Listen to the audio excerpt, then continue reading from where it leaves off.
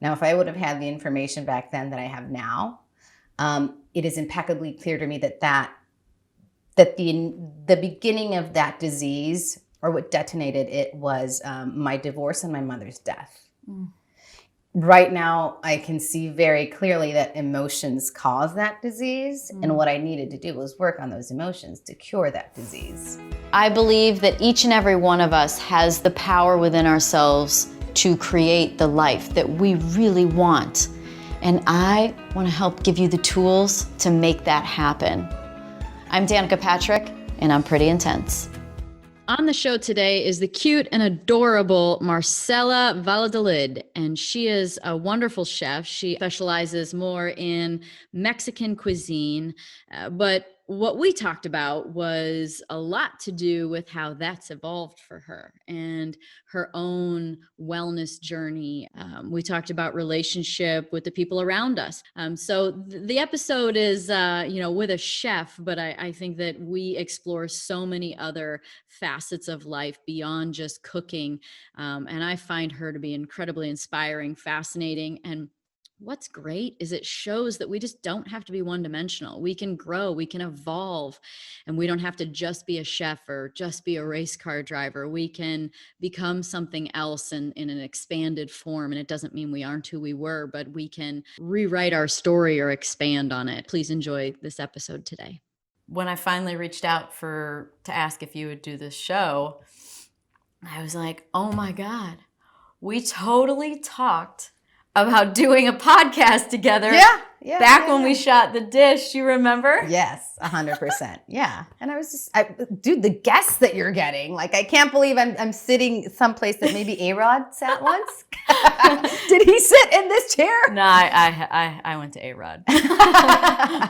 No, but this is so cool. So happy to be back. Yeah, this is fun. I mean, even the, 20 minutes that we've been catching up before we started here, we connect on so many levels, and found that we did when we met back when we were shooting that show, The Dish. And that was what made us go, man, I like you. I like you. Let's do a show. That would be a good idea, because we couldn't handle, like, I think, we relate on this level of depth and how, we just really didn't want to talk about hot Cheetos. Yes.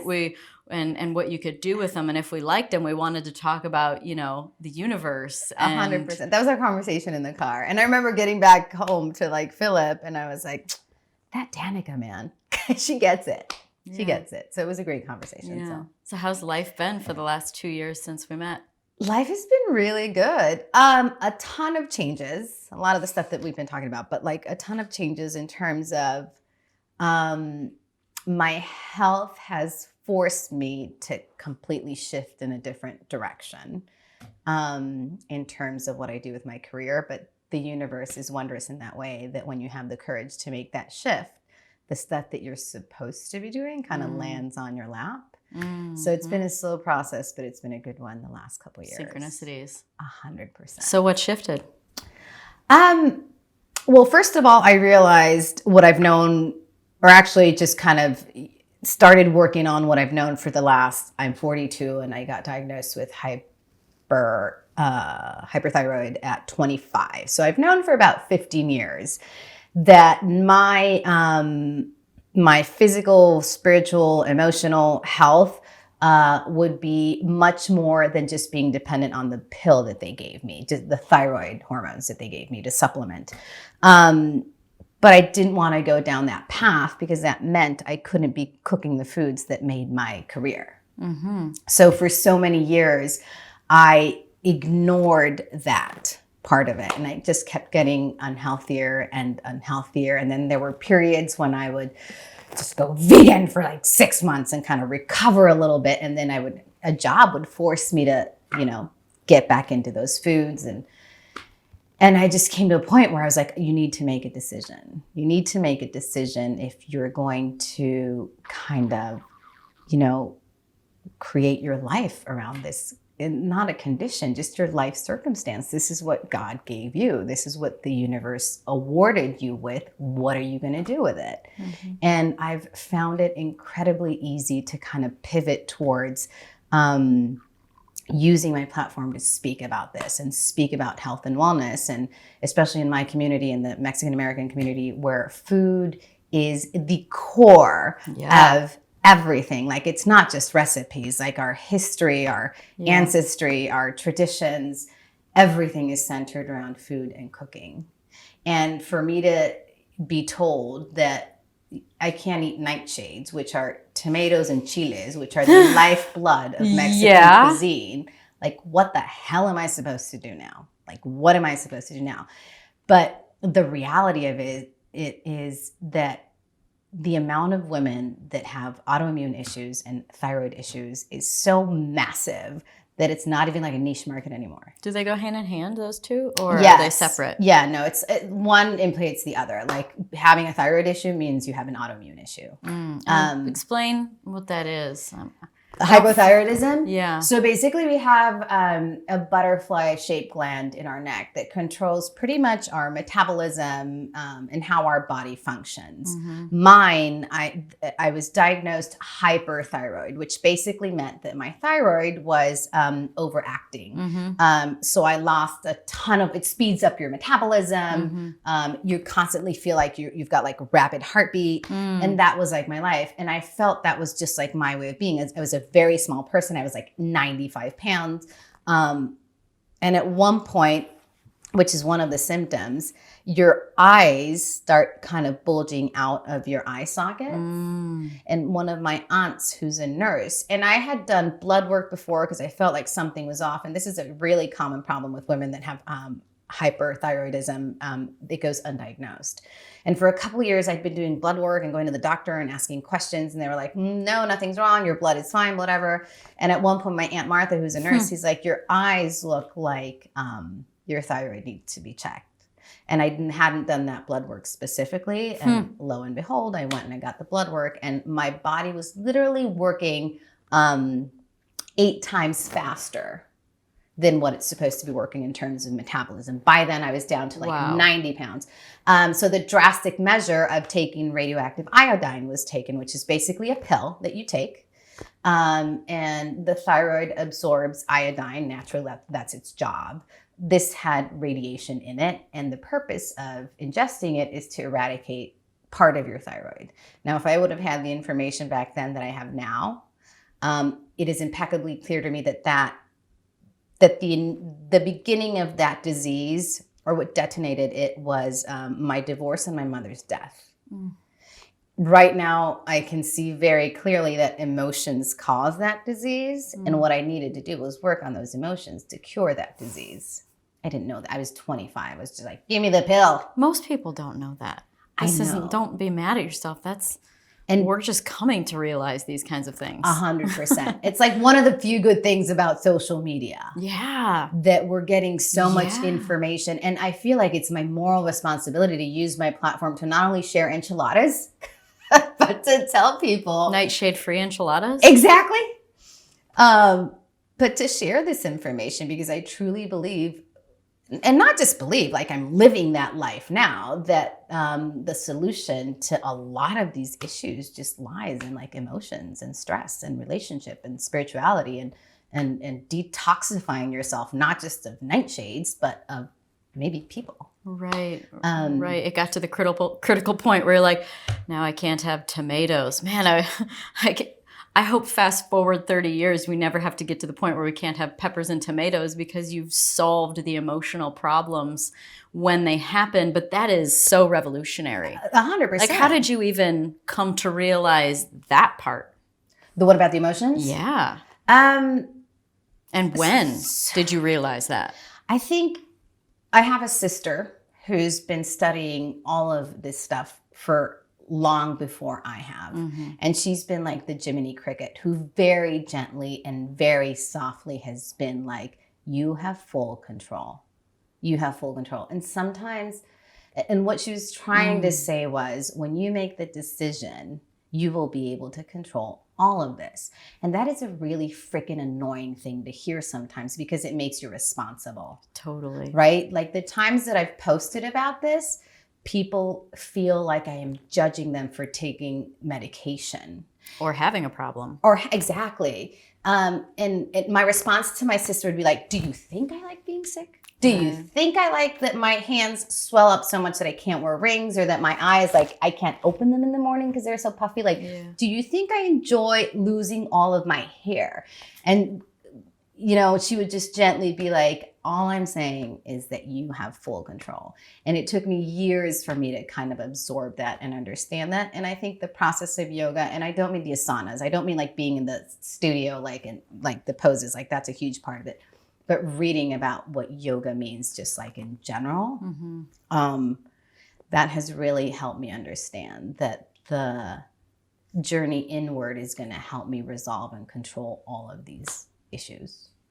So then what did you do when you realized that it was, you had accountability, right? Because that is the scary thing when you realize that you are in control of your reality. Yep. You go, oh my God, I'm responsible and I'm accountable, and now I have to do the work. And the work, like, I love seeing Instagram and the picture of the, like, what you think spirituality looks like and what it really looks like. And it's like a mess. Yeah. But you never turned back. So, you know, what was your first phase of and actually getting in there? I posted about this yesterday because it's been a 10-year messy road. Super messy. On and off. And you know what's crazy is sometimes literally I will have these moments where I'm like, I wish I just didn't know everything that I know.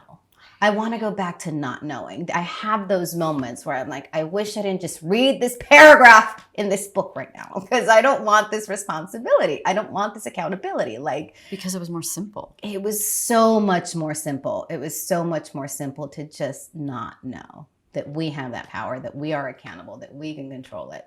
And it's been little by little. I think there's this philosopher who was a mystic and like a social activist. Her name is Simone Wales. And she says one of her like most famous, like whatever quotes is always take the hardest option. Because when you end up taking the hardest option, it usually means you're going to learn the most and you're going to gain the most. And for me, that hardest option was literally having the courage to walk away from jobs, walk away from partnerships, walk away from relationships. And that wasn't pretty. And I feel like in a lot of those self-help books that you can definitely get a lot of information, and a lot of the folks, you know, that you see on Instagram, like nobody really wants to go specifically there, because who's going to want to go on that journey of like possibly being unemployed, possibly breaking up with your boyfriend, possibly moving to a new city. Like it's just too much, you know, and we just want that picture of health and wellness looks like happiness and you have zero problems. And I posted about this the other day too, like, none of this eradicated my problems. Like I still have them all. It just gave me a different way to deal with them. It just gave me accountability, which is the most important thing. Like having to go back and see what I did that I took that job. I put myself in that relationship. I ate that food. Like it makes you just become 100% responsible of every single interaction that you have. And I think that's what this process gives you, that awareness, that take a moment to just breathe in, hold your breath, analyze what's going on, and realize what part you took in this very moment that you're living in right now. And when you do that, like everything changes, because nothing is anybody else's fault. You're responsible. I would say, what's my shit and what's your shit? Right? Because sometimes there is someone else's shit, and it allows you, when you look from the observer perspective, it makes you look at it and go look down and go, oh God, Danica, this isn't that big of a deal. Yep. He totally cares about you. Totally. And you're like, oh yeah. And then you get like, dog, tail between the legs, and you're like, I'm sorry. Or the other side of it, which is their shit every now and again, which is a lot less than my shit, it seems like. But you look at it and you go, I'm not mad at you, but this is yours. Like, Yeah. I'm not even actually offended now because I realize it's nothing to do with me. Yeah, This totally. reaction has nothing to do with me. Totally. We were having this conversation at Sugarfish last night with Philip. I was like, you hear this concept that the world is an illusion, right? Or my sister's been telling me forever, it's an illusion, it's an illusion. It's a concept that's really hard for me to grasp. Totally. Really hard for me. I'm looking at this glass with water right now. It's not an illusion. I can touch it. Like it's right here. But it's not actually solid. Exactly. Like if we had the power, if we had the vision to be able to see, like it's all energy. And, it's And all neither are moving. you and neither am I. Exactly. But anyway, I came across this article. Like I literally Googled because I need like empirical like evidence of stuff like in my life. I relate to that. And I Googled how much can we actually see? Like I wanted to see what the response was. Oh, yeah. And I came across a lot of articles that freaking explained vision. You think at 42 I would know this stuff. I didn't know until very recently that like when you look at the world around you, you don't have, if your eyes or your brain would try to absorb everything that you see, like literal smoke would come out of your ears. Like it's too much information. It's like overloading a computer. Like you can't absorb everything around you. And the other thing that happens is we have literal blind spots like a car.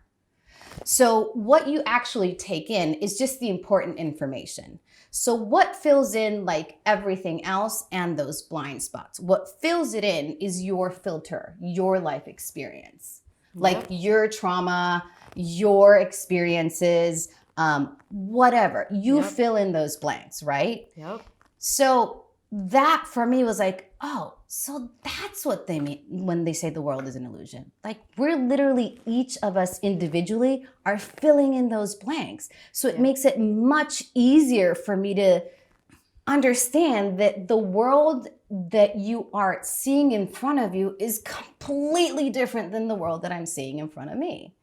And I love that one of the papers, they asked like the researcher, they're like, so what's your conclusion? Like, what's the purpose of this study? And his response was compassion. Like you see him veer from like a totally scientific like explanation of eyes and it's a reflection of light and that's how you absorb it in the cornea and it flips it upside down. Like after this whole it explanation. comes in upside down. Totally. What? His response was compassion because it helps people understand that we're coming at this life with just totally different perspectives. And the only thing that you need to do is kind of just shut up and work on you. I'm reading a book called Untethered Soul. Yes. Michael Singer, I think, wrote it.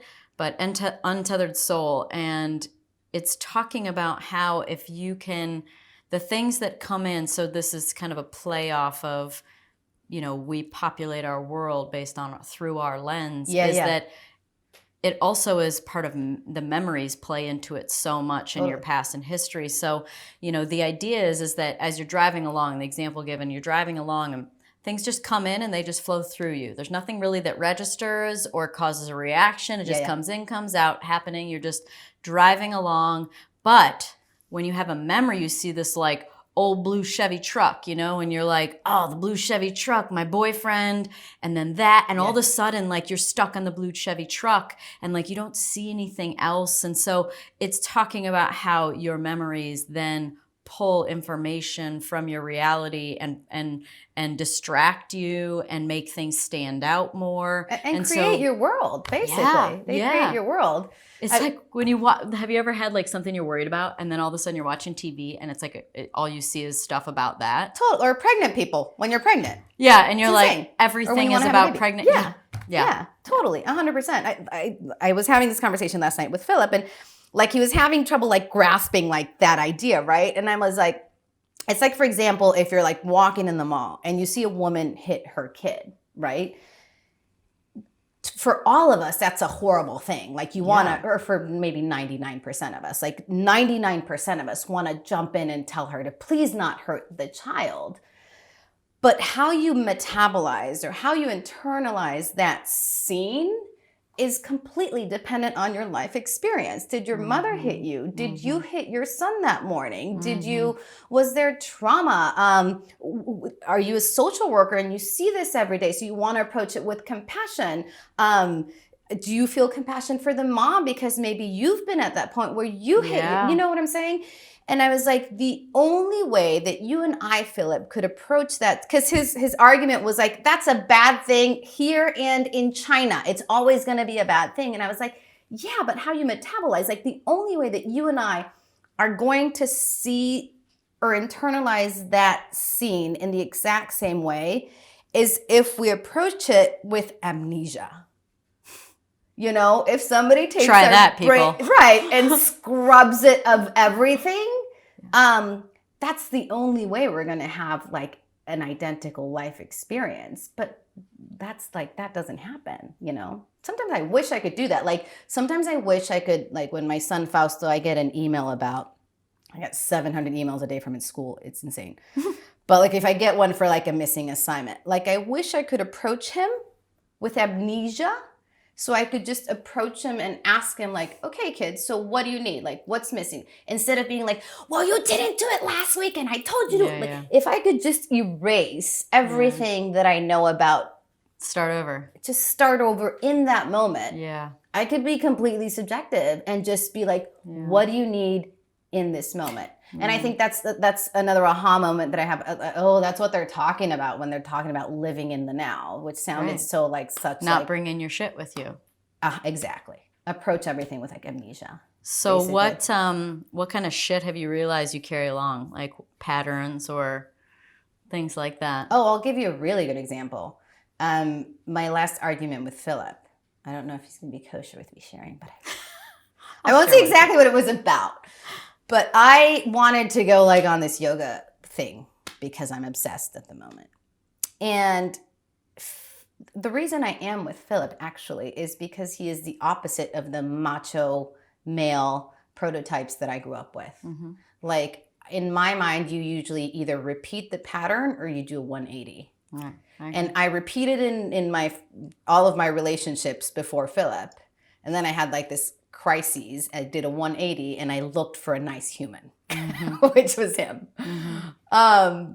So I was having, in my moments where I feel tired and sick or weak or vulnerable, I revert to that stage where men are assholes or controlling. Is that what you grew up with? Very much. Okay. So your dad was like that? Yes. He wasn't an asshole, but he was it was just the way, macho Mexicano.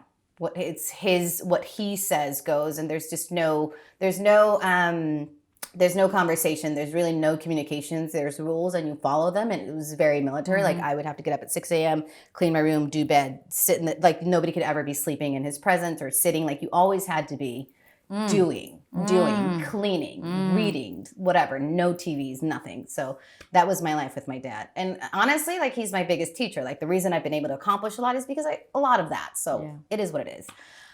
So I approached Philip and I'm like, I'm going on this yoga retreat and I'm not asking. And he's like, what are you doing right now? Like, when have I even... Why are you yelling at me? Why are you yelling at me? Like, why are you being hysterical right now? But I had created this like whole scenario that he was gonna push back and it was gonna be drama with the kids and like all this stuff. And eventually I walked away and walked back and I was like, I did not need to do that. I apologize. But I do that often with him. He kind of laughs at me at this point, to be completely honest with you, because he knows I've known him for 20 years. Yeah.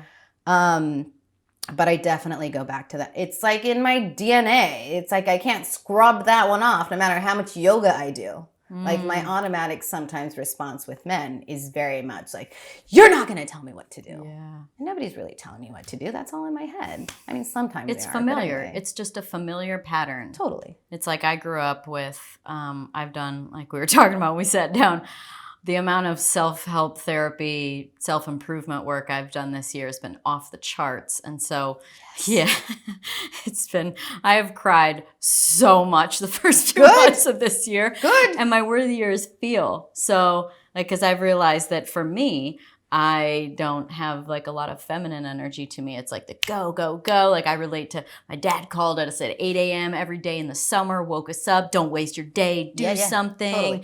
It was like I lived in a man's world and a sport. And so I like couldn't show emotions. And, you know, it didn't matter anyway. No one asked how I was doing. Yeah. And so feelings didn't exist. Yeah. And they were weakness and worthless. Yeah. Totally. What purpose do they serve? None Really whatsoever. just slowing me down. They are to be ignored. 100%. Yeah, that's how I grew up too. Have you ever heard? I'm going to go to this institute called the Hoffman Institute. I don't know if you've ever heard of it. I think I have. I probably have. I probably read something about it at some point. What happens at the Hoffman? So it's a week, and you go, and it's like no phone, no nothing, It's like a deprogramming, reprogramming, and they get to the root of your traumas and your patterns. How scary. If you want the information, I'll let you know. But it's like they even tell you like plan to spend a couple days when you're done to reintegrate. Anytime they need to use the word reintegrate after a week, you're like, whoa. Where are you taking me that I need to reintegrate? Yeah, to a place super deep in your heart. Yeah. And that's a place that's not been super accessible for me. So do you relate to that? 100%. Having a dad that was so... Yeah. And in this process of when I started this whole like yoga thing, like my intention was just working on my physical body. My intention was just working on my physical body. I had, at the time, I was like, we're going to take baby steps. We'll deal with trauma and childhood and all that a little bit later. Right now, because here's the thing, my Aunt Marcela, we have the same name, always used to say this to me, like, all that stuff that you talk about, like that your sister talks about, self-help, like it's so impossible to get there if you don't physically feel well. Forget about emotionally. Like you need to at least have like not be exhausted, not feel like you're, not have inflammation, like at least try to control the physical part of it. And then it makes it a little easier because you actually have the physical energy to go down those really deep emotional like journeys, right? Exactly. So I was like, I had a plan. I was like, I'm going to recover my physical body first, baby steps, and then I'll work on emotions and trauma. When did this process start then? How far? I'm just trying to give a timeline of like how long this all all takes. I'm still working on physical, but it's been like 4 months. Okay. And I think a couple of weeks ago, I had this really weird experience where it was like day after day of having dreams of really bad relationships that I'd never really talked about. A boyfriend that was murdered at some point 20 years ago. Another one that was very emotionally abusive. And it was like day after day of dreaming of these men. And it wasn't like they were a part of a conversation. Like when I was just like, well, something weird is going on with this. I need a little more information. And I just happened to be reading, and it's not how that happens. Like the universe, like that's how it works. A book about the asanas, written by a woman who's a mom. And in one little paragraph, she explains that you need to be aware that when you start doing deep breathing, what is in your subconscious will be brought into your consciousness, because that is the purpose of the practice. There's a saying in yoga that says you can't eradicate anything until you see it. So the purpose of the practice is to bring everything from the subconscious to your conscious. And I'm just telling you after like 4 months of reading, like there are people that I'm not claiming to know anything about. I mean, this is just what I've learned in my process. I love hearing about your journey. There's just so much information. So I read that and I was like, okay, so that makes sense. So I was like, but I need to go a little deeper. I need to understand what the hell to do with this information, because I'm not comfortable. Like, it's not comfortable to relive those very uncomfortable moments in life. Sure.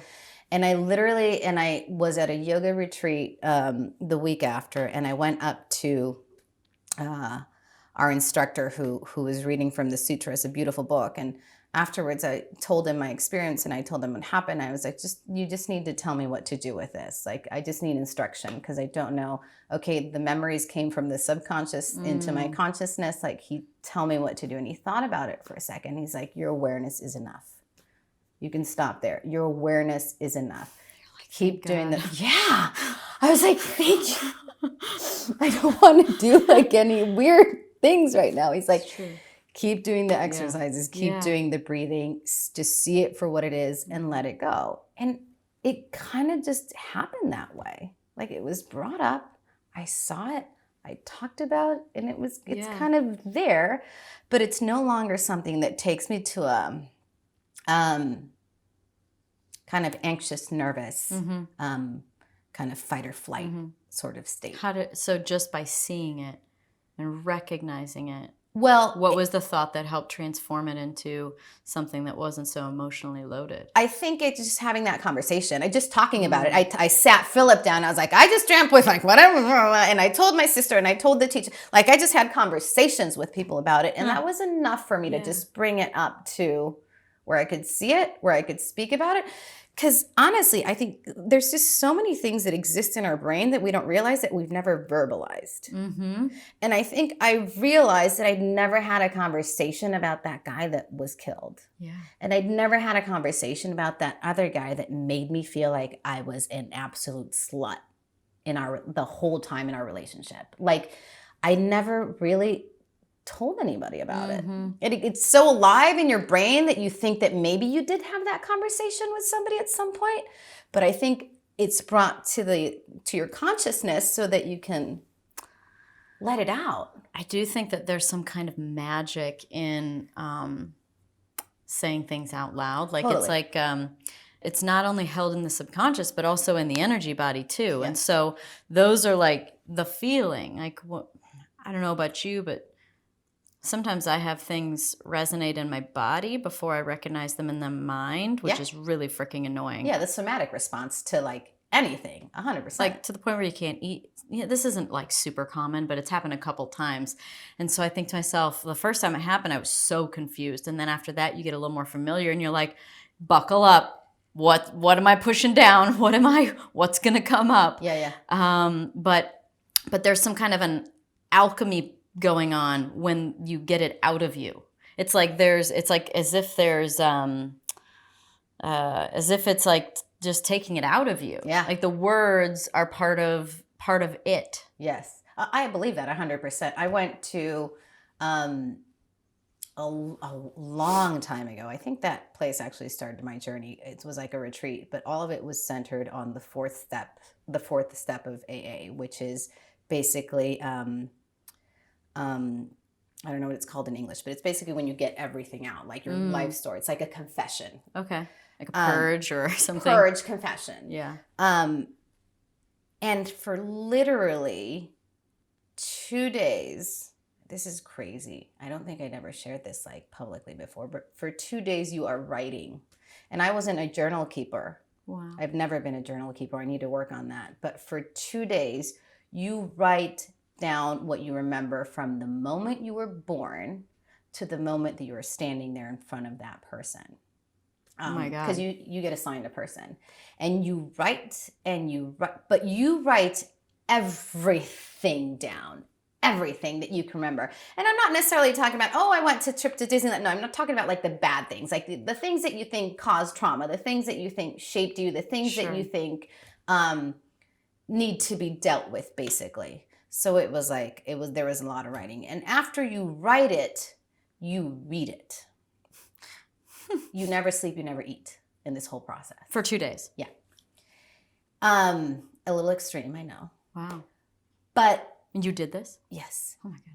It helped me bring up stuff that existed in my body and in my brain and in my, we talked about filling in the blank spots. Could you imagine all that I was filling with those memories or with those experiences? And now they were just kind of out.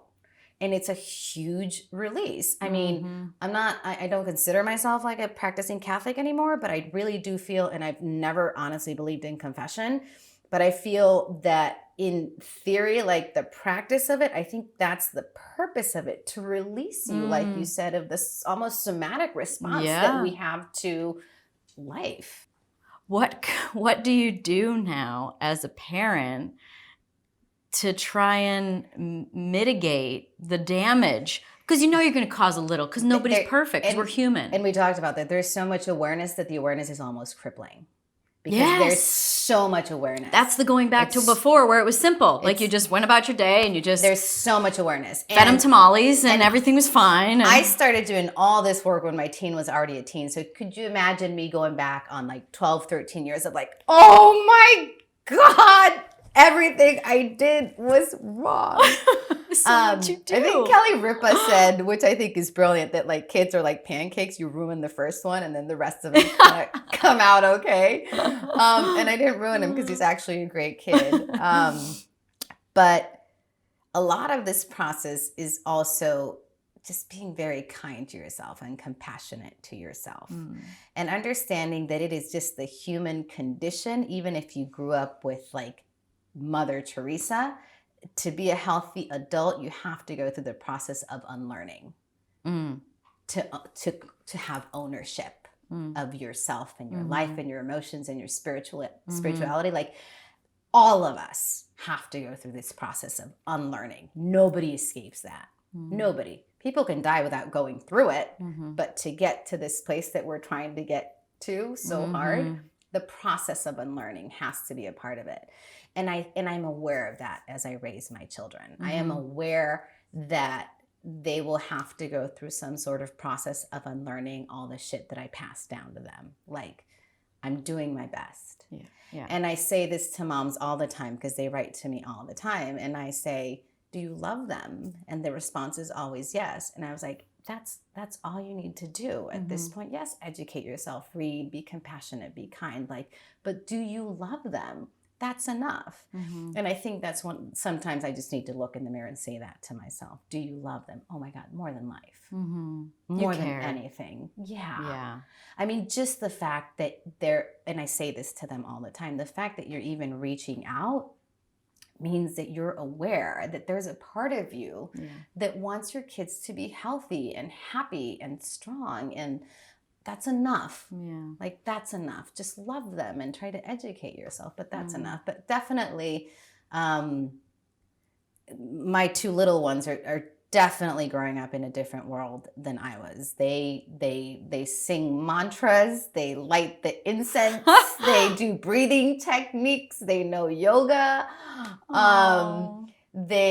Philip is Jewish, so we're interfaith at home. It's important to me that they understand that there is one God, but the paths to get to him are many. And I didn't grow up with that. I grew up with there's only one path, and if you're not on that path, you go to hell. And that's it. It's not non-negotiable. And once you get off the path, you pretty much can't get back on. So for me, it's really important that the kids understand that we're all connected. There's one God. There's many paths. You will struggle. I'll try to provide you with the tools. Philip and I are on the same page, which is the most important part. And he just goes along with all my craziness, which is amazing. Have you always been on the same page? Well, I actually, now that I think about it, I think I got on his page of just... We have a story. We were together when I was 19 and he was, 23, 24. And when we both lived in LA, I was in culinary school and he was an agent, he just got out of the mailroom at William Morris. Like, we were both just starting our lives. And I dated him for a couple years. And then we got, I went back to Mexico, got married, he got married, and then we got back together 15 years later. But I remember back then, my thing was like, he's so boring. He wasn't boring. He was just a nice person. And I didn't know what to do with that. Philip, I'm looking for drama. I don't know if you know this, but my childhood taught me to look for drama. 100%. I didn't realize until here's what happened. I had like a total mental breakdown about 6 years ago. Like, they canceled my Mexican food cooking show on the network, and I was like a single mom. I've always been financially responsible, more or less, for my teenager, and it was like the world was crashing down. So I was like, what do I do? Go to Deepak Chopra. That's what I did. I went It's a good spot. Totally. So I went to the one here in La Costa, I think it's called. And I do the whole thing, and it's about trauma, and like, I've always tried to do the work, right? And I'm sitting on this like white little bench 6 years ago, probably 6 years ago. And I'm thinking, who do I want to speak to right now? And the only person that would come into my mind was Philip. Not even my sister, who's been my consigliere like my whole life. Like in that moment, I was like, I just want nice right now with like zero judgment and no strings and just kindness. And it was his face. And I called him out of the blue and I was like, what's going on? And we hung out for a few months and then we started dating and then David happened. And that was that. Yeah.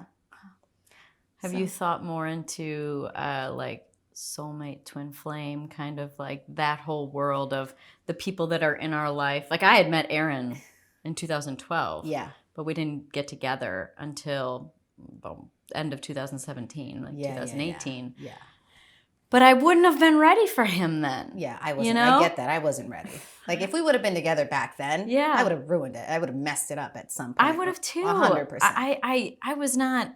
I mean, like I only just know now I'm not in my feminine, and he requires that softer place, that slower place, that water place. Yeah.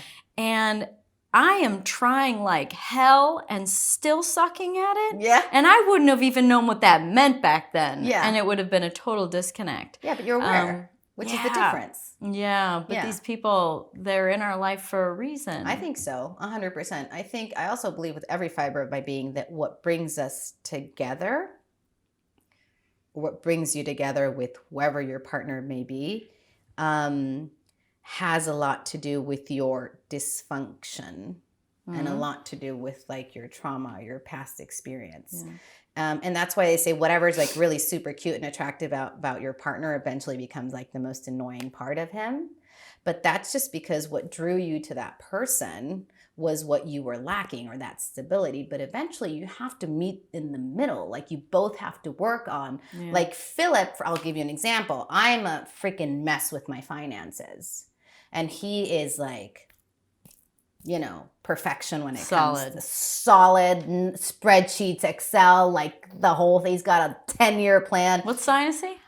Well, I don't know. His birthday is May 6th. Okay. What sign is that? I don't know about March, signs. April, May, June, July. Wait, sorry, you said what? May 6th? April, May. He might be a Taurus. Is he? I don't know. Yeah.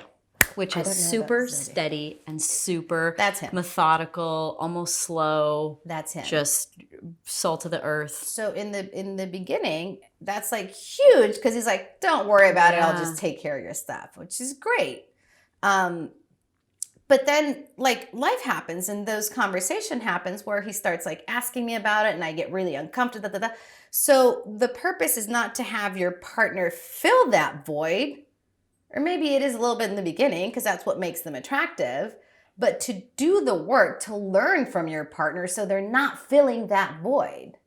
And I think that's the hardest part, to get to that point where, you know, okay, it's my turn to do the work and kind of meet you in the middle. Instead of you solving this issue of me looking for a father figure, looking for somebody to clean up my finances, looking for somebody to give me financial stability. Like they will fill those voids, right?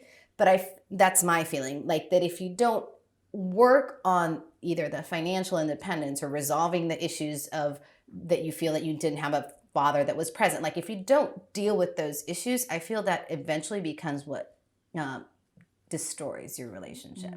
Like that you have to work on those issues. And I think it's been a learning process for me, especially for me with what men have been to me in my life in terms of Philip. Like so many times of the day I catch myself going back to that place. I catch myself, but now I can stop myself like maybe 80% of the time. So grateful for people who can help us get to a slower place. Like I am, because I run on high energy and it's so nice because it's not nice. It's hard, but it's empowering. What is the greatest lesson that he's taught you? Kindness. I think kindness, and I said this yesterday when I was walking out of sushi. I was going to do some shopping and I walked back and I was just like, you're just a really nice person. Like, thank you. Like, you're just a really nice guy. And I just wasn't used to nice. And it's such a simple concept, but I see how he interacts with people, and I've always been so guarded and so like ready to pounce and so always on defensive. And he's not. He approaches life in a way that is so beautiful to watch, especially because we're raising children together. Like, I know when I get in that space, I'm smart enough now to separate myself from the situation and kind of let him take the kids. Because I'm like, if anybody's going to be injected with anything right now, let it be his niceness. So let me walk away from this situation. Just his ability to see beauty and pause and take in beauty. I used to make fun of him 20 years ago because he would literally just look at the sky and be like, what a beautiful day. And I was like, you're such a cheese ball. Right. God, whatever. Obviously, it's California. 100%. Like, that was me. He's like, we should go hiking. I'm like, no, let's go drinking at the Sky Bar. Like, I was in a totally different place. And now that is what I find the most beautiful about who he is. This ability to just take in beauty and share it, and to raise my kids with somebody that's so aware that the world has, he's just a really, I'm glass half empty, he's glass half full. So I need to work on I'm filling up my glass. Yeah. Yeah. It's such a process. Totally. It's such a process to reprogram. Yeah. You talked about your sister, and I have a super close relationship with my sister. I call my sister Oracle because she's so intuitive and just like seems Older? to know. She's younger. But I call her Oracle. And I know you have a super close relationship with your sister, and we've only just touched on her, but I want to talk about her more because when we had met back a couple of years ago, you were telling me how she was going to India for a few weeks on like some kind of journey. It was a of course it's India, it's a journey. It was a Kundalini festival. I don't remember exactly the details, but she's been, and she's talked about this openly, her journey with depression and being dependent on medication, and how she was determined to resolve the issues that put her in that depressive state. And she knew that to be able to do that, she needed to, withdraw from the medication so that she could see everything. Feel it, see it. So she could feel it and see it. So in that How old process, was she? I think she started with this like 10 years ago. Okay. And in that in that time, in the beginning of it, like my mom died 10 years ago, and like her world came crashing down because she wanted to let go of the medication, and she wanted to face all of those issues, and we were dealing with the death of my mom, and that started her journey. And I remember when we would have these conversations, I'd be like, no, I don't. It's a Pandora's box, man. I'm not ready. And I think we have this beautiful, incredibly strong relationship because we're so respectful of one another's paths. Like we rarely have an opinion on one another's life unless we like ask for it. Like, there's a lot of respect. There's a lot of respecting each other's space and in our homes. We're always kind of there, but we're not in each other's lives. I don't know if that makes sense, but we're very respectful of one another's process. And for years, she would just plant a little seed here or a little seed there. And eventually those seeds kind of begin to blossom. But she has been my biggest mentor and guide in all of this. And it's funny because she's very similar to Philip. So I guess I gravitate towards those people because they balance me out. She has this, and I tell her, you need to work on that because that's dangerous. She is incapable of seeing your faults. She's incapable of seeing faults in people. So she can connect with anybody, and she will see beauty in anybody, and she will meet this person. She's like, we're gonna be best friends. Everybody wants to be her best friend, and she wants to work with everybody, and she wants to help everybody. And it's like, and I'm like, you need to filter a little bit better. But she is, like, I'll meet somebody and I'll be like, that guy's kind of shady. Like, are you sure you want to do the retreat at that space? And blah, blah. And she's like, no, but he's amazing. And she'll give me a list of 20 things why that person is amazing.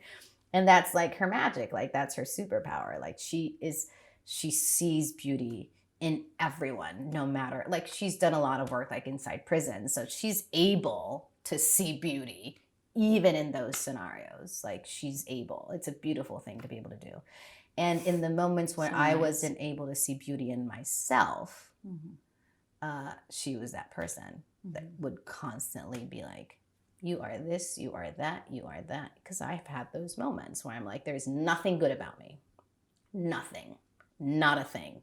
Physically, emotionally, spiritually, like in those black holes, like she would be the person that would be like, you are this, and you are that, and you are that, and you are that. And she would bring me out. So she's been like that person on that journey. Just the little angel kind of on the side that just pulls me out. And Philip is very much the same way. They're both very much the same way. I'm really lucky, I gotta say. But like where we started, you create your reality. This is true. I'll take credit for it.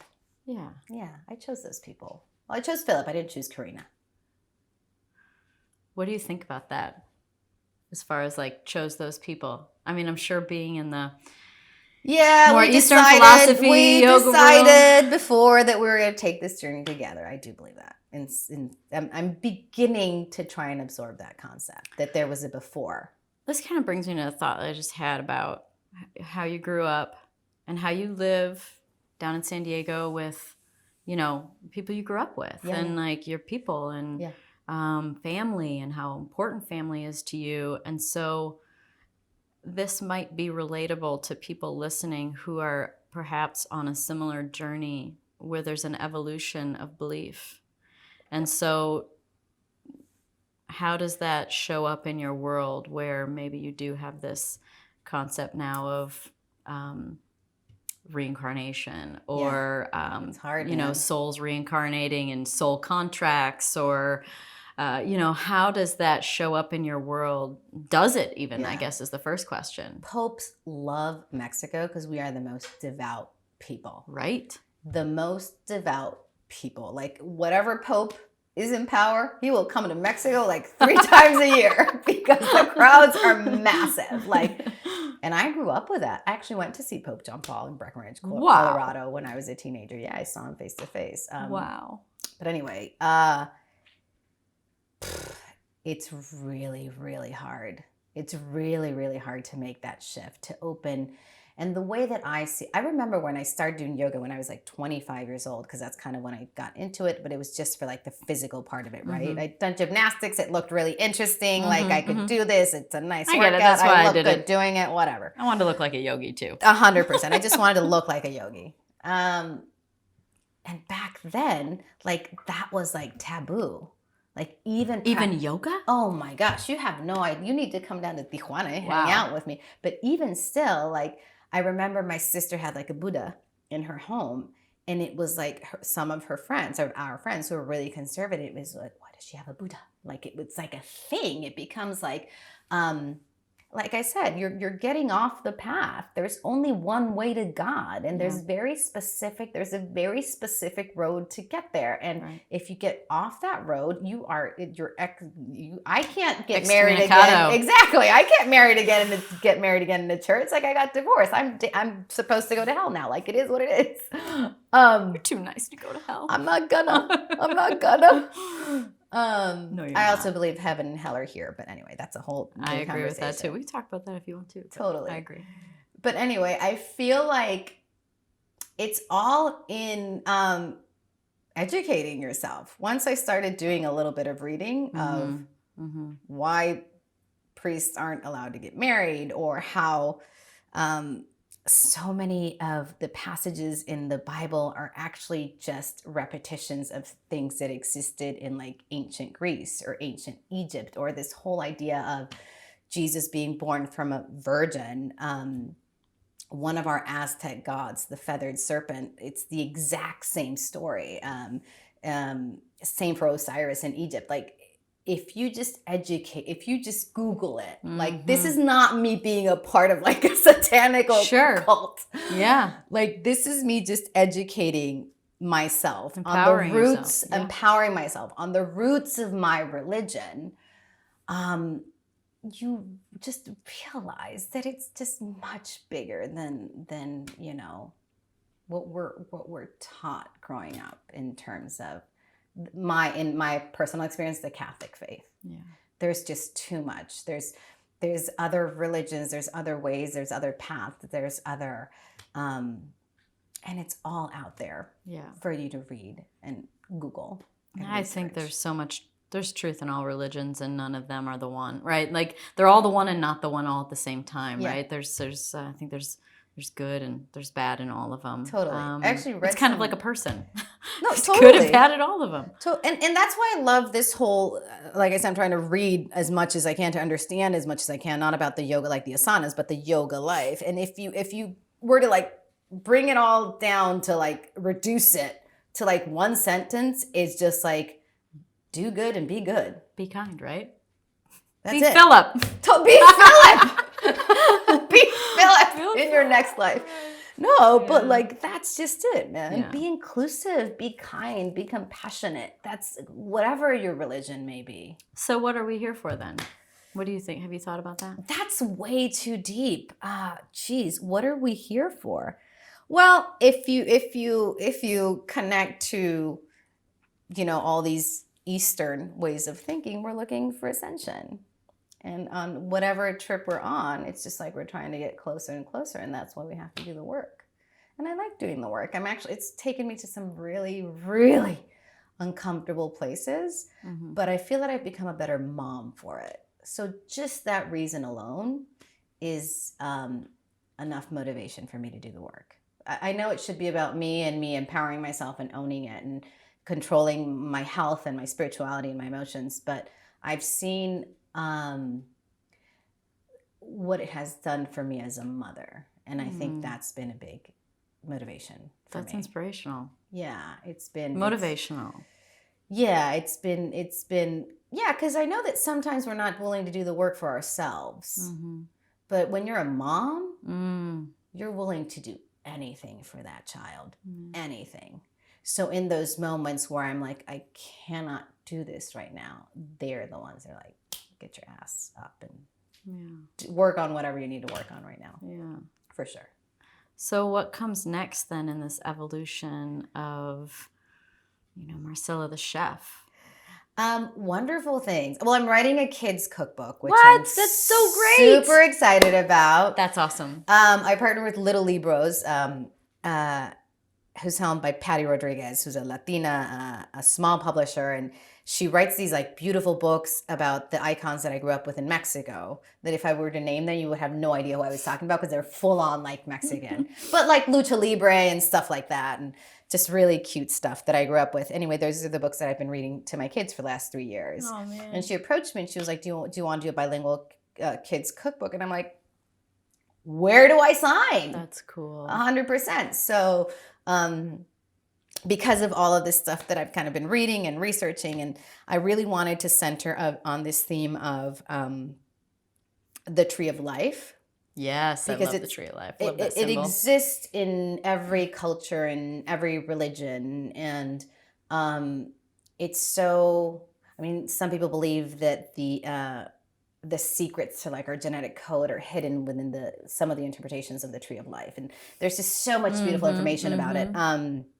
But like the Tree of Life is like, I need to explore this. So it's going to be kind of like, without giving too much, like the recipes that make up my family tree.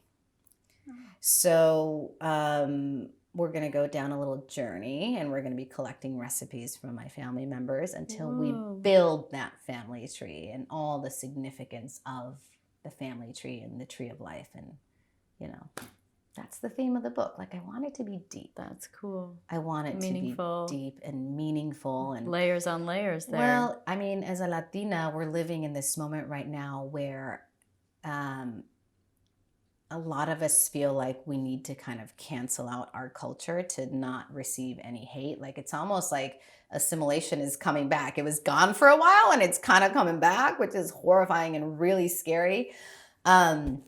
But I was like, this is an opportunity for me to make kids want to explore their past and their roots and their tree, and be really proud of where they came from. And maybe a lot of us don't know, one generation back or 2 generations back. So maybe this book will inspire these kids to, maybe first generation American, but how many generations back, and we're in Mexico or we're in Latin America. And, I just want kids to feel really proud of where they're coming from. So that's huge. And that's really exciting.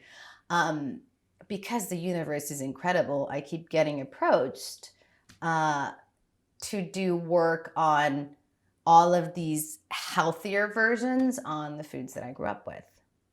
So that's going to be where I'm going to end up. So the cookbook, the kids' cookbook, will be rooted in authenticity from growing up, but then as a separate project is something where it's like taking, traditional foods and making them healthy? Yes, that's what my following is asking for, because it's crazy, because I'll post like a traditional Mexican recipe, like enchiladas, and I'll get like whatever, a great amount of likes. But then I'll post a version of it that is either like paleo friendly or anti-inflammatory, or, and that's when I'll get all of the messages, because my following is mostly women. Yeah. Most of us are over 40, and that's when everything starts to shift. Everything happens after 40. Shoot. Yeah. How old are you? I'll be 38 next month. This month. No. I'll be 38 in a few weeks. God bless you, my child. I'm not that much younger. But I felt a massive shift when I turned 41, actually, in terms of my physical metabolism. Great. Yeah. Sorry to say. No, but you're in such good shape, and you work out, and it's about prevention. There was no prevention in my life. Like there's no prevention. When you think about the fact that the body regenerates itself, like on a cellular level, I don't know what the order of it is, but basically, we have an entirely new body every 7 years. So I would say for the last 7 years, I've been doing a hell of a much better job than I was the 7 years before that. Yeah. And so who's to say that I'm just going to get older or worse, right? There's a possibility of becoming younger, and I would love to abandon the thought of like 100%. Getting old and having to have things happen, because we're getting more educated. Totally. But a lot of us, I don't think you're going to have that issue, like, to be completely honest with you. But the grays are real. Yeah. The grays are real. Do handstands. They give you more blood circulation in your head, and you don't lose hair, and you don't get grays. Like, we will do those as soon as we're done. Holy smokes. Okay, I'll take my hands off. I think I need to start speaking to that, and everything is coming in my direction in towards of speaking to that. Like, I get so many. Literally, the question I get asked the most these days are like, just tell me where to start. Like, what's step one? Just give me step one. And so what is that? That's my next project, sis. Is step one. Good. I think that's great, because it's step one. We're just getting more educated, and it doesn't mean that we weren't purposely trying to do a bad job before. We just know more now. So let the evolution happen. Totally. It's just all about educating yourself, and it can be such an overwhelming trip when you start to educate yourself, especially now that there's so many there's literature to support everything now. Everything. Like, there's so much you have to watch both sides. You could eat bacon that's all you eat, and you will be fine. And there will actually be science like behind telling you why bacon's so good for you. Exactly. And just eat bacon. So it makes it really, really difficult. So I've always said, because they ask me these questions, like, what do you eat in a day? And I'm like, no. Like, if I can teach you one thing, it would be to develop intuition.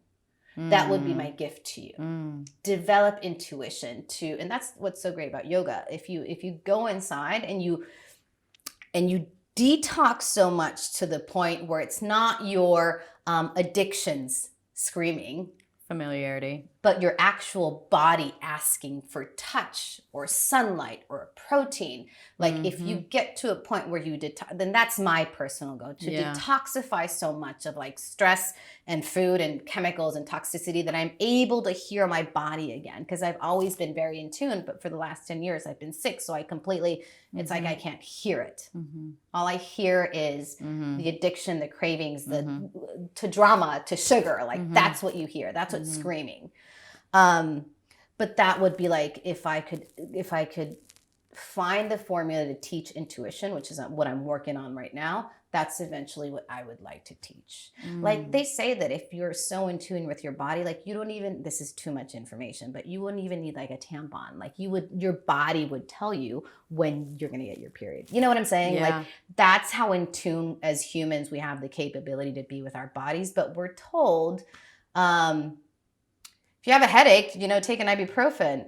you might it's your body just telling you you're dehydrated and you need a glass of water. Well, you know, we need to not be mad at the signs and symptoms. Yes. We need to be grateful for the signs and symptoms. It's a calling. Because when you feel a pit in your stomach, let that be a warning sign that you need to pay attention to something emotionally, right? When something is failing health-wise, let that be a realization that I need to figure out what the root cause of this is. Otherwise, you'll just slowly die, maybe a little slower because you'll find a medicine or have a treatment. But the root causes are really sourced from the emotional. I think I've heard like the issues are in the tissues and, emotional body, and the manifestation of dis-ease in the body creates the disease, is the disease. So there's so much wrapped up in all that. It's so much. I'm grateful for the signs now. Yeah. Sometimes you just want to take the ibuprofen. Like, sometimes I still do. Sometimes I still do.